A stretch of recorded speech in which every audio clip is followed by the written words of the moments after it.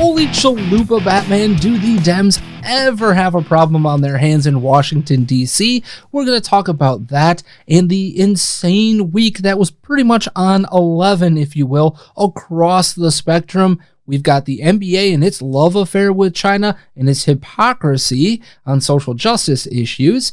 Of course, we've also got to talk about the T's taking over the LGBT community and the CNN town hall on Thursday night. And finally, there's something about decarceration and the Democratic Socialists of America and AOC. Whoa, boy, do we have a lot to get to. Of course, you know me and this voice and this pretty face that you can see. I'm Andrew Coppens, the host with the most numbers, right here for you on Mojo 50 Radio each and every Saturday, 5 p.m. Central Time is the place and time to be. Do not forget, you can listen live on iHeartRadio, Spreaker, and Mojo50.com. You can also see this show each and every week. Guess where? At the Mojo 50 Facebook page. That's right, we are live each and every Saturday for you. You can see the video version of this show. Do not forget to like that page and then head over to the Critical Thinking with Andrew Coppens page. And while you're at it, very simple, at The Coppens Show across the social media platforms, and that's COPPENS, COPPENS, for all of you who don't know how to spell my last name. And judging by the telemarketers, like I said a few weeks ago, that's a lot of people who can't figure it out. Anyway, folks, we have a jam-packed show, so let's just get right into the nitty-gritty here. NBA and its Chinese hypocrisy. Holy smokes. This has been an issue that just will not go away. By now, I'm guessing you've heard the basics of the story, but I'll give you a quick synopsis if you have been living under a rock for the past week and a half or so. Basically, the issue is the Houston Rockets general manager decided to tweet out support for the freedom fighters in Hong Kong, those people fighting for democracy and freedom from the Chinese. Now, given the fact that the Chinese are communist, that could be a problem for the Chinese. And of course, if you also follow sports, you would know that one of the NBA's biggest markets outside of, and arguably the biggest market in the world, is China. So you could imagine that stepping on that landmine was not the best of ideas, at least economically. Now, the third part of this equation is the fact that the Houston Rockets are one of the most popular teams in China because they once had this superstar named Yao Ming, who happened to be Chinese. So, with that being said, clearly there's a lot of stuff at play in this entire scenario. But the NBA this past week did itself no service whatsoever on multiple fronts. So we're going to talk about the obvious front that they screwed up on, and that's their apology. So first, they just unequivocally apologize to the Chinese government, to the Chinese, saying that, that David Morey, who's the GM in question here, that tweet does not represent the NBA, yada, yada, yada. They severely apologize, blah, blah, blah.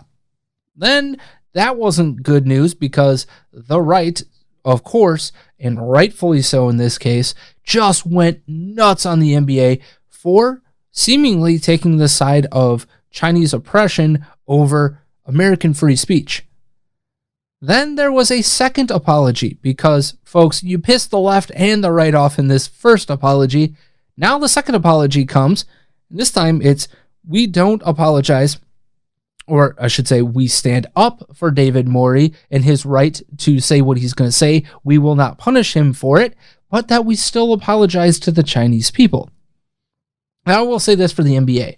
At least Commissioner Adam Silver did the smart thing and said, we stand up for everybody's expression of free speech, whether that's on social justice issues or on more right-wing issues, or in the case of David Morey. Now, was it the smartest thing for Morey to have done? Probably not, at least publicly. Privately, go ahead and support all of that. You could do things to help the cause in Hong Kong if you wanted to, with all the money that you're making. And you could do that by helping organizations here in America, but you could keep that private. You didn't have to publicly put that on Twitter to virtue signal. And that's the big thing here for me, is that what we saw was virtue signaling getting the NBA in trouble. But there is a second part of this entire situation, and that is the fact that the NBA has become the wokest of all of the American sports leagues. It is arguably the wokest league anywhere in the world right now. You've got Steve Kerr, Greg Popovich, other head coaches talking all sorts of social justice issues. You've got Steph Curry, LeBron James, James Harden, all sorts of players throughout the NBA talking about social justice topics, right? Human rights, the dignity of minorities, speaking out on minority issues here in America. Super courageous, by the way, right?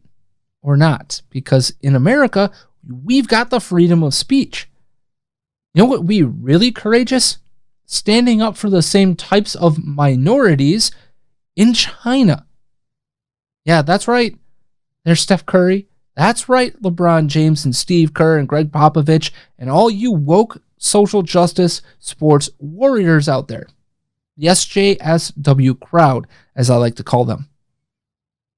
Real courage is having the temerity, having the chutzpah, the balls to stand up to China and say, sorry, there are basic human rights that are our standards. That includes not killing people for their religious belief. That's what's happening in China right now, for those of you unawares. There's this Muslim group that are called the Uyghurs. Okay? The Uyghurs are being systematically eliminated, wiped off the face of the earth. That's the goal of the Chinese government. They say they're re-education camps. The rest of the world and the Uyghurs themselves say starvation, forced labor, till you die. I don't know about you, but if you study the early part of concentration camps in Nazi Germany, bears a very similar resemblance to the rhetoric coming out of the regime in charge and the rhetoric of what's supposedly happening in the camp. I think we can guess that people are actually being killed by the Chinese government. Real courage would be standing up and calling them out for that, despite the economic harm that it might do to your product, right? That would be real courage, real balls. None of you have them. So, when you guys start talking social justice issues here in America, two things. One, nobody should listen. And two, you should probably just shut the hell up.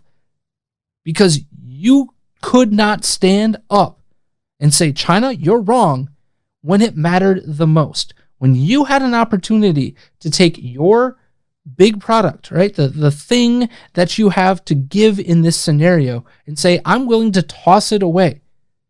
Is the Chinese government willing to do the same, would be my question. Would they be willing to not be a partner with the NBA anymore?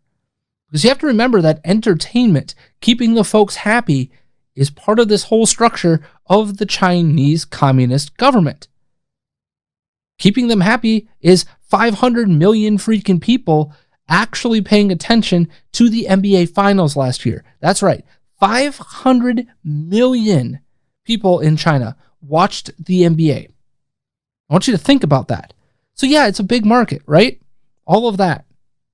But where is the courage? Where is this whole social justice situation when it actually matters? When it really is in front of you? The chance to say, you know what? I'm going to put in action what I say here in America across the board. Either these are universal human rights or they're not. And in which case, you're just as hypocritical as the NBA is. And of course, there is a third part to all of this, okay? And that is the economic part. And so I totally understand the NBA wanting to protect the cash cow that is the Chinese market. In fact, you'd be dumb. You'd be stupid on your international expansion plans to not want to tap into that market. It's the world's largest market. It's not the richest market in the world, but It's the most amount of people. And by doing that, you also will increase the value in selling those rights to the Chinese. But what I want to understand here is why the NBA decides that they need to live in the middle. Either you can just say that you're craven capitalists and frankly, you're going to do whatever the Chinese tell you to do when you're in their country or doing your product on their airwaves. You're going to tell them, or you're going to let them do whatever you want or they want to your product. That's one idea. The other side of the coin would be what? That you say, sorry, China, but people matter more than just the ultimate end dollar in this scenario? Because here's the truth, okay? Craven capitalism turns into cronyism, turns into what you're seeing in the Ukraine and all of those scenarios that are at play. That's what happens when crony capitalism goes wrong. When capitalism goes wrong. When capitalism goes right, it cares about the people. Everybody matters. Every single person matters in terms of your workforce, in terms of the people that you're trying to market to. So, if that's the case, shouldn't the NBA say, you know what? We'll gladly give you our product. We'll gladly do an exchange of money for goods if you're willing to not be a human rights violator. Now, that can be part of the pressure the American system or the West generally puts on them. That could be part of the package. But you as a business made the choice to do business with China. So you put yourself in this situation by saying, basically, I'm all about the almighty dollar. I have no problem with that. But you're trying to lie to the American people in this whole NBA Cares movement. That's your charitable work here in America. The NBA cares? The NBA cares about what? The almighty dollar. And there's nothing wrong with caring about the almighty dollar. But be honest about it. Don't try to bullshit me and pee on my leg. Okay? Don't do that. That doesn't work. Yet, here we are. The NBA only has the NBA to blame for this. And frankly, I'm glad. As somebody who was considering really getting into the NBA for the first time in 20 years this year, because I grew up a starving, hungry Milwaukee Bucks fan, I have not really followed the NBA for 20 years personally. Frankly, because I find the product absolutely, utterly trifling boring. Super boring. But anyway, I find it boring because, why? The rule book, where is it? Apparently it doesn't exist very often in the NBA these days. I mean, traveling matters? Apparently not to the NBA. I could put the game on for 5 minutes and have to turn it off because it really gets my blood boiling. But I was willing to give the NBA a chance this year because I find Giannis Antetokounmpo the Greek freak, super entertaining, super good human being, worth considering spending my hard-earned money on. You just made sure that I'm not going to do that, NBA. And yeah, you could say, well, I've got the Chinese dollar coming, but do you feel good about that? Because there's 1 million Muslim Uyghurs being slaughtered right now just because they happen to be religious at all. If you don't want to stand up for religious freedom, fine. But don't tell me you also stand up for freedom of speech in the same time. All right, folks, let's go ahead and move on from that whole situation in China to an equally corrupt situation. And no, I'm not talking about necessarily this impeachment inquiry within Donald Trump and the Trump administration. But what we have seen really in week 3 of this impeachment saga is that what is unraveling? Because I always say, look at, if they're pay attention to my left hand, actually pay attention to what the right hand is doing type of a situation. I always say that the right hand is more important than what the left hand is doing. What is happening behind the scenes of all of this? Okay? Now, I've talked about this in the past 2 weeks, that this is where my focus on this entire situation is going to go. You can make your own determination about Donald Trump and impeachment. I'm not going there because, frankly, I'm on the impeach DC train. I think all of them need to get the hell out of office. And Glenn Beck did the yeoman's work of proving it for me this week and really late last week. And here's the deal, right? So how do you unravel a scandal? Well, you pull the right thread is how you do it. And at the top of the show, I mentioned Holy Chalupa Batman. That right thread, by the way, folks, her name is Alexandra Chalupa. Alexandra Chalupa. That's the name that you need to know in all of this. It's how the Russian investigation got started into Donald Trump, or how all the stuff with Russia and Trump and Paul Manafort and everything, all of this stuff got started. Alexandra Chalupa is the linchpin. Who the hell is Alexandra Chalupa? Of course, you'd be shocked and surprised to know that she is a Ukrainian national with American ties. Yeah, that's right. She lives here in America, happens to be of Ukrainian descent, and happens to have a ton of shocking ties within the Ukrainian government.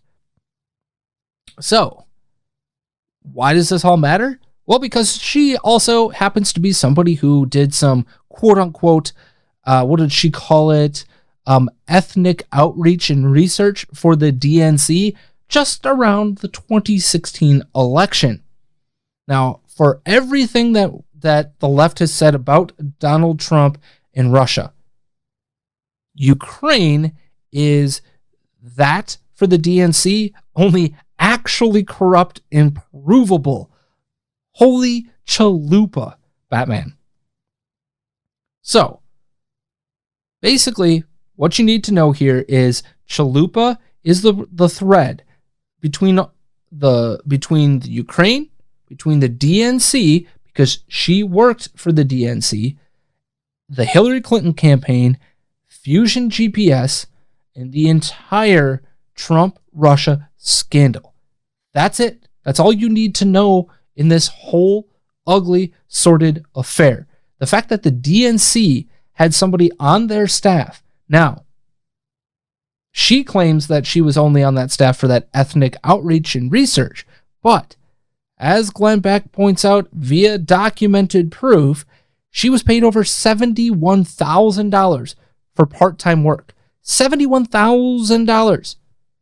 You need to understand one other thing in this entire scenario, and that is she is the one who floated the entire Russian ties to the Trump campaign story. She is the one who floated that to the DNC before Paul Manafort was even involved in the Trump campaign, before Trump had anything to do with Russia or any of those scenarios at play that came in through the Mueller report.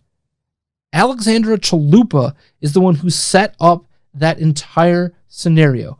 I don't need to go into all the details. Glenn Beck has done an amazing job. I suggest you go look at, I believe it's up on YouTube. I believe you can find it maybe on the Facebook page as well for Glenn Beck. But just know this. It is really simple. What you really need to know beyond Alexandra Chalupa is this. Just how corrupt is the Democratic Party in all of this? And this is the key to why all of a sudden we have rushed to an impeachment inquiry, which, by the way, isn't even an official inquiry because the Dems don't even have the cojones to take that vote. But what you need to know this. Joe Biden's son, Nancy Pelosi's son, John Kerry's son, what do they all have in common besides famous parents and Democrats? They all have worked for nefarious oil companies in, you guessed it, the Ukraine.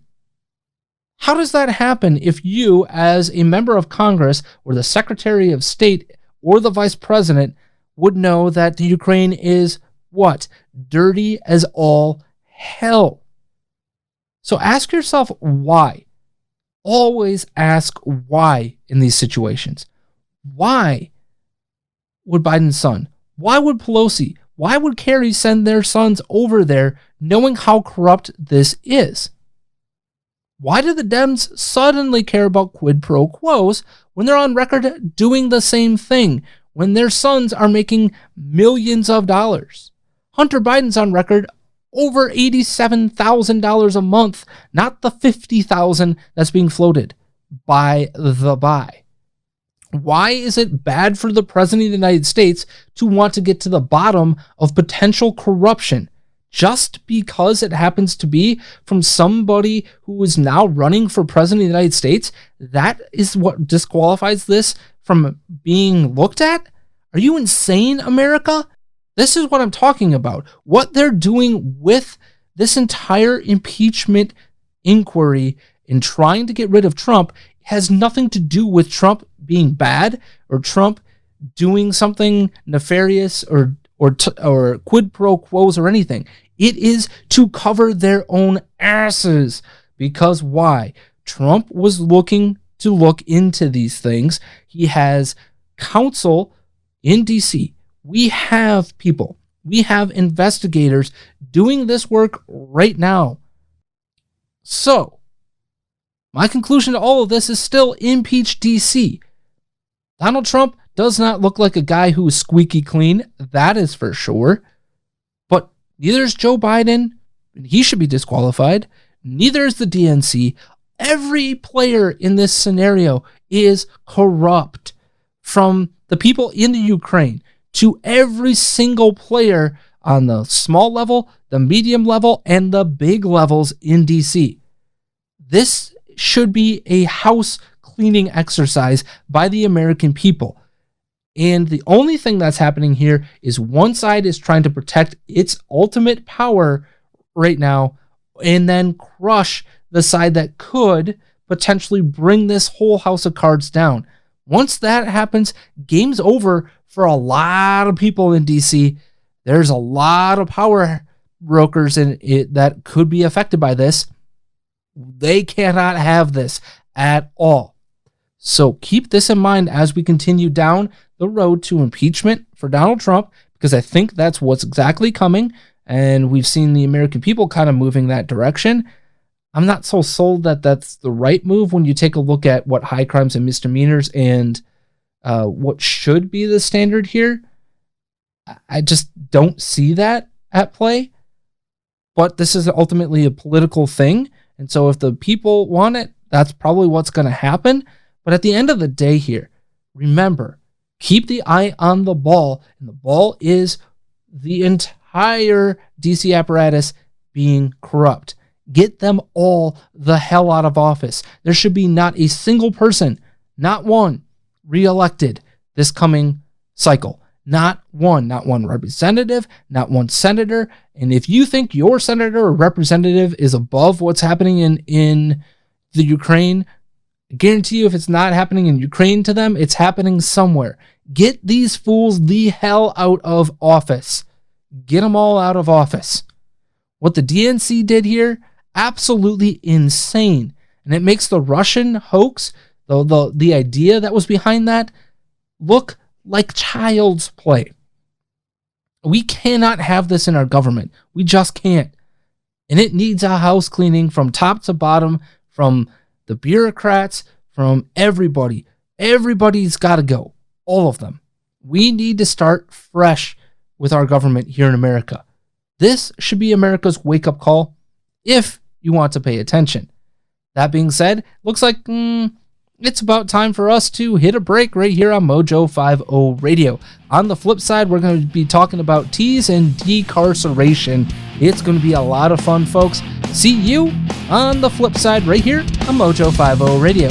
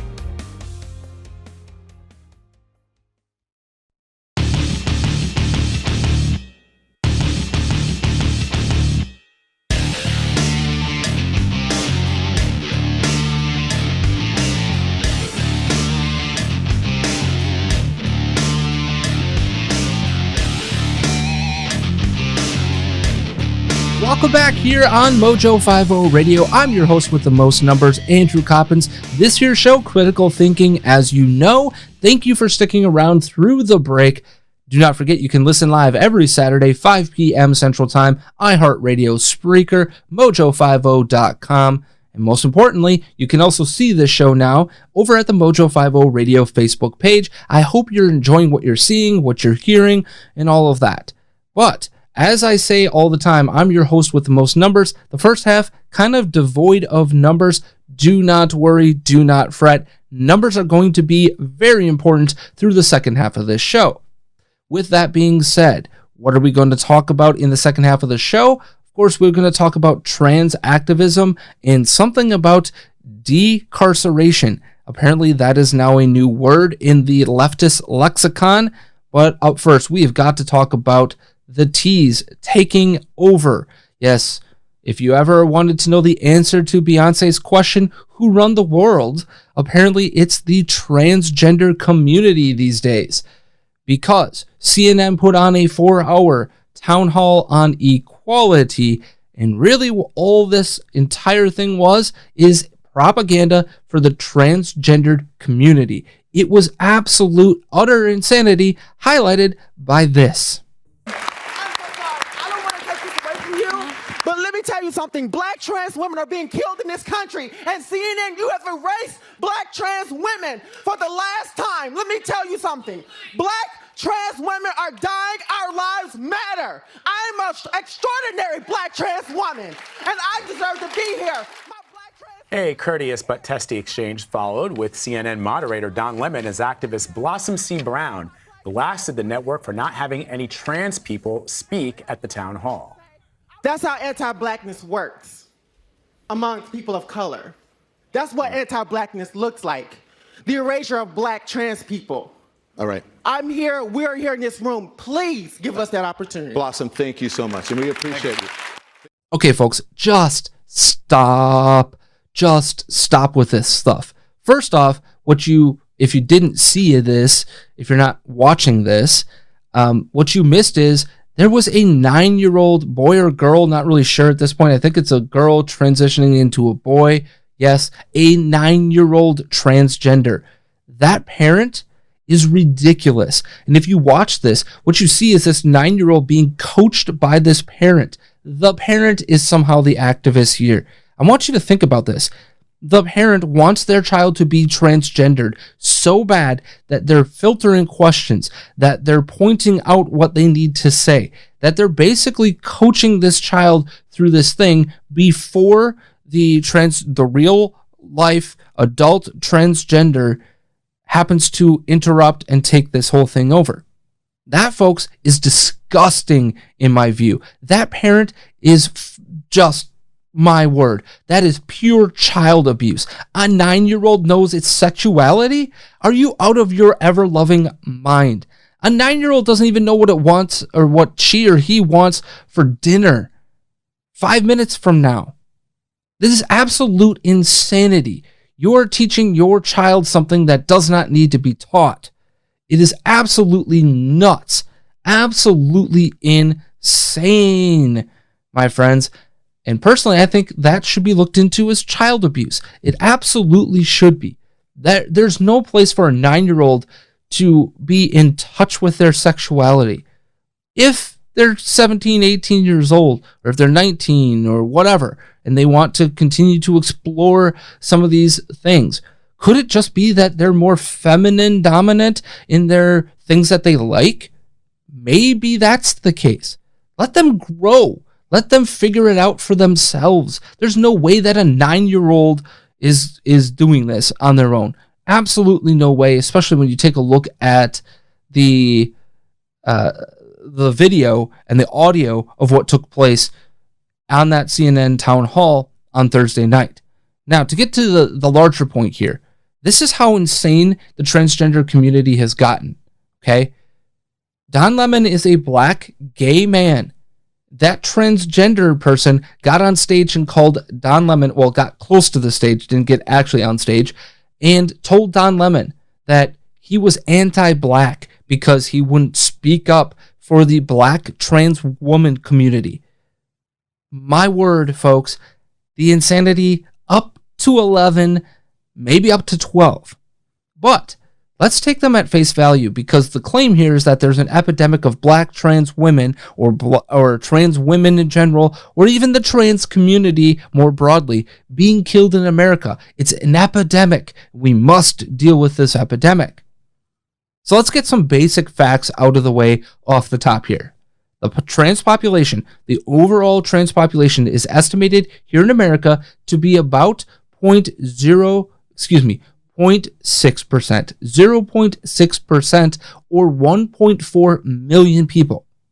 1.4 million people is what we're talking about off the top. So, if there's this epidemic, as the AMA has said, the American Medical Association has told us there's an epidemic of trans people being killed in America. If that's the case, let's take a look at the numbers. Last year, 26 trans people were murdered. So let's do some basic math. Knowing the percentage or the number of people in America that are estimated to be trans, 1.4 million. The percentage of the trans population, therefore, that was murdered last year represents 0.02%. 0.02%. Now, in totality, there were about 15,500 murders in America in 2018. It's between 15.4 and 15.5. So I want you to think about this. That would mean then, if you take the 26 trans people that were murdered, they represent 0.16 of 1%. 0.16 of 1%. They don't even represent a percent. It is such a statistically insignificant number that they don't go further in the measures of this statistic. Okay? But this is supposedly an epidemic. To further drive home the point of how insane this entire conversation is, there would have to be a massive spike in trans people being killed. A massive spike for an epidemic to be happening. Well, let's take the numbers from the Human Rights Campaign. In 2015, 21 transgenders were killed. In 2016, it was 23 killed. In 2019, it spiked up to 29. Epidemic! We have an epidemic because going from 23 to 29 is about a 15 or 20% increase in the number of transgender people being killed. Such is the statistical insignificance of the overall situation that a jump of 6 murders is 20%. That's insane. Absolutely insane. But here's the rub in all of this, right? We're seeing an upward trend. But in 2018, the killings went to 26. Yes, 26. Now in 2019, what are we looking at? Well, so far, 18 through September, according to the Human Rights Campaign, which would mean we're on pace for 24 this year. So what we have is a spike up and then a spike back down. We do not have an epidemic in America, speaking statistically. There's no such thing as an epidemic happening right now. Well, you could have said that maybe in 2017. So what we're seeing here is that there's an ebb and flow. There's a difference happening in the trans community. So why the activism here? It's the furtherment of this radical anti-Christian agenda from the people in the broader LGBT community. We've seen that play out throughout that 4-hour town hall. Now, I want you to think about this. Beto O'Rourke and multiple others said that they would get rid of the tax-exempt status for religious organizations, colleges that had religion tied to them, blah, blah, blah. They would get rid of tax-exempt status if they did not perform or recognize same-sex marriages. I want you to think about that. One of the fundamental values of Christianity is that marriage is between a man and a woman. Now, there are some churches out there who do recognize same-sex marriages. That does not hold with the vast majority of theological thinking in the Christian world. And many would argue that those churches are not Christian anymore. Now, with that being said, let's get back to the numbers here, because I want you to think about this. We're talking about a massive epidemic that has to be dealt with. America, we've got to put all of our might behind it. Well, MS-13, the violent gang from Central America, on average is killing 36 people a year in America. 36 killings are attributed to MS-13 gang members every year here in America. How is one an epidemic and the other not? When Donald Trump points out MS-13 and all of those things, the left goes apoplectic about how they're not significant. Well, if one's true, the other also has to be true then. The other side of the coin is that this whole transgender narrative is made up bullcrap. It's absolutely statistically made up bullcrap. It's absolutely insane. Now, to further drive home this point, so the other part of all of this activism is that the trans community is being killed because they're transgender, right? The increase in violence is because they're trans. Well, our fine friend, Andy Go, who you may remember is the journalist that Antifa absolutely attacked in Portland this summer, put together an amazing list back in June, highlighting how details really do matter here. Because we do need to know if indeed we have a problem of people attacking trans people because they're trans. If people are being killed simply because of their gender orientation or choice, which I don't necessarily agree with, but that's neither here nor there. If these people are being attacked for that part of who they are, okay, if that's what's happening in America, we need to address it as a society. There's no question about that. But is it an epidemic? Well, let's go through what Andy Go has to say. Turns out, Krista Lee Steele Knutzlin, who produced various transsexual pageants in the New England area, she was transgendered and killed by her husband. No evidence this was a bias-motivated murder for her being trans. Now, that includes a link to the proof at masslive.com. Not exactly, some right-wing conspiracy blog. Then, Vicky Gutierrez, killed in her LA home January 2018 after meeting up with a man that she met online. Police charged Kevin Ramirez in the killing. They say it was an attempted robbery that turned into a murder. No evidence, again, that she was killed for being trans. How about Celine Walker, who was found shot and killed in February 2018 inside a hotel in Jacksonville? Her killer still has not been found. Turns out, Jacksonville sheriff said Walker was involved in illicit prostitution work, and that could be where this murder took place. Then we have Tanya Harvey, shot and killed February 2018 in Buffalo, New York, by unknown assailant or assailants.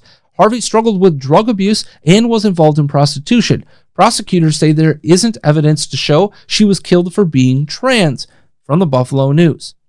Zachary Fry, along with her roommate, an elderly man, were found dead in New Mexico in February 2019.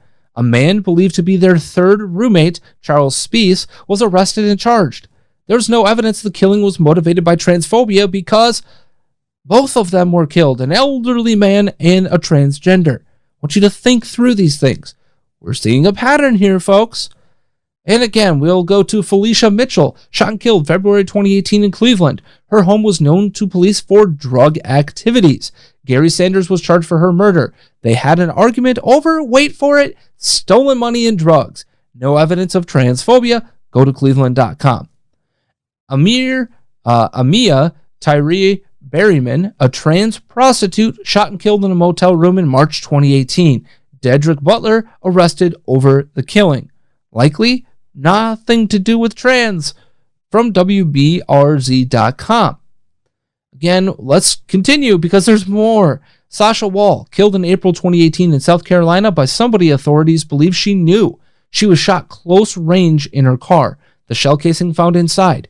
Case remains unresolved, and authorities said there is not evidence of bias involved. So we've got 1, 2, 3, 4, 5, 6, 7, 8 of the 26 killings so far. How about number 9? Clara Patricia Flores Pavone died from injuries in May 2018 in Dallas. Jimmy Eugene Johnson III was found with her property, was arrested for the killing. Detectives said robbery the motive. Again, not being trans. June 18th, Again, Andy Go continues. Nino Forsten, numero 10, by the way, of the 26 killings in 2018. Number 10, Nino Fortson, who is believed to be a transgender man but also uses she/her pronouns, shot and killed May 2018 in Atlanta. A witness said Fortson was in an argument with 2 men and 2 women and fired his gun before being killed later. Suspect unknown.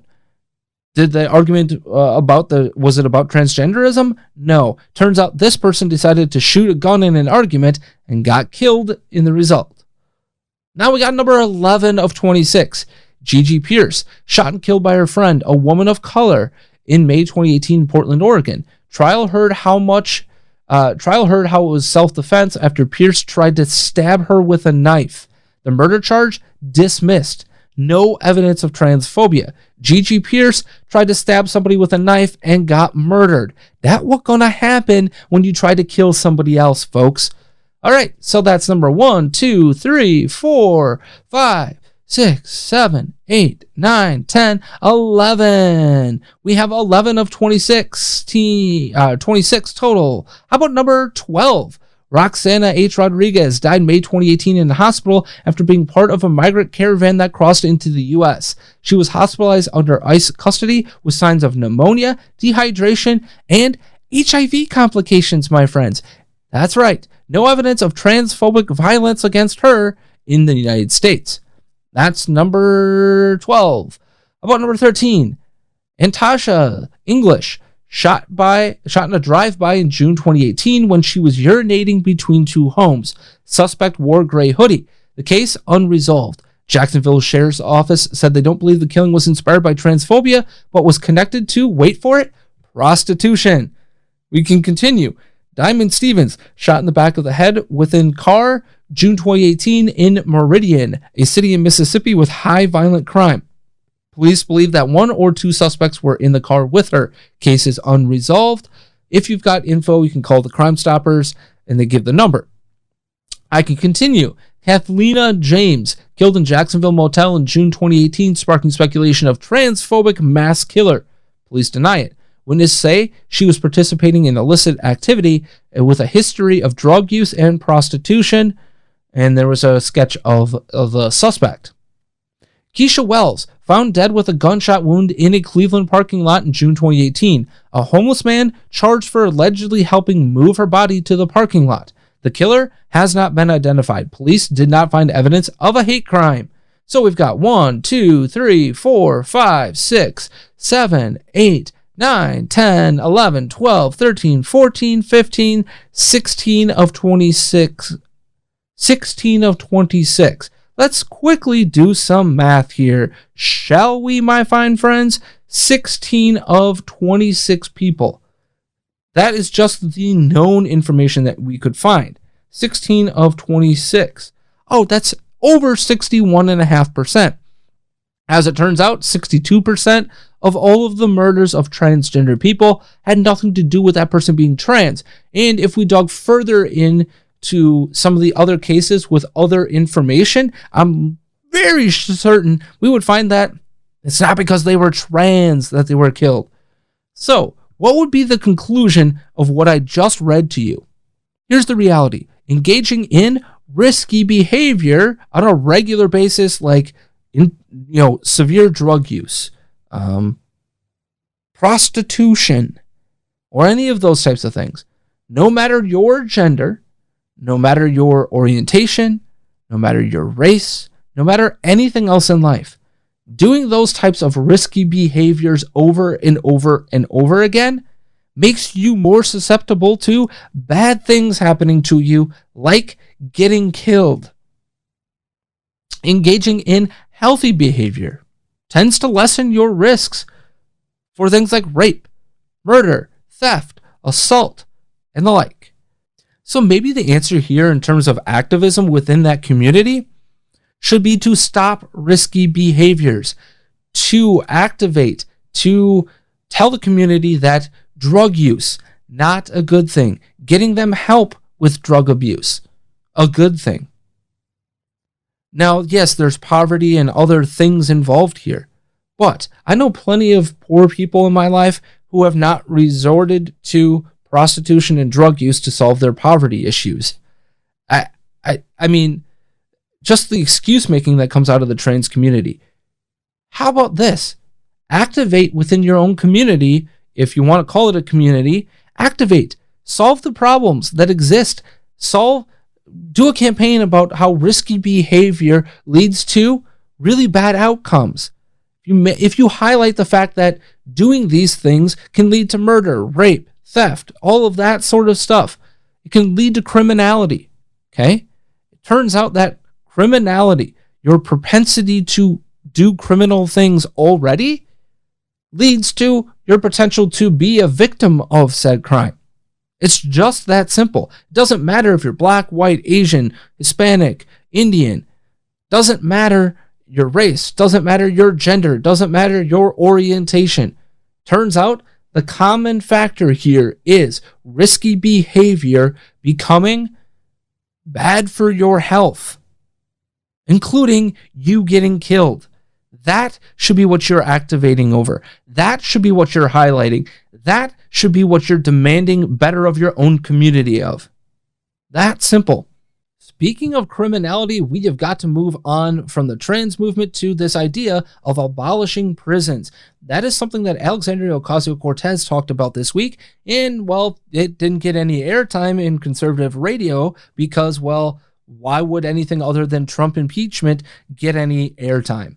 That said, what AOC wants to do is, quote, in a tweet this week, mass incarceration is our American reality. It is a system whose logic evolved from the same lineage as Jim Crow, American apartheid, and slavery. To end it, we have to change. That means we need to have a real conversation about decarceration and prison abolition in this country.